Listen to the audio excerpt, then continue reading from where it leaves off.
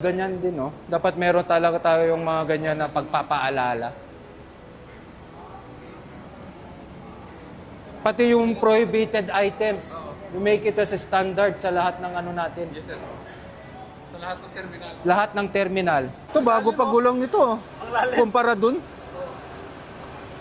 Tine-check ko lang po kung ano, yung mga bus natin. Opo lang muna.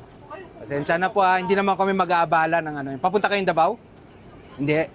Iloilo? Okay. Iloilo? Sige. Para at least safe po tayo.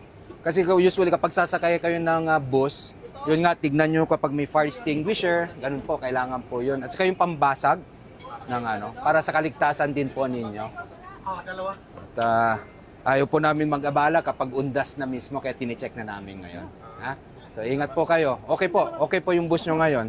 Roadworthy, pati yung gulong po ninyo maganda. Hindi pa po putput.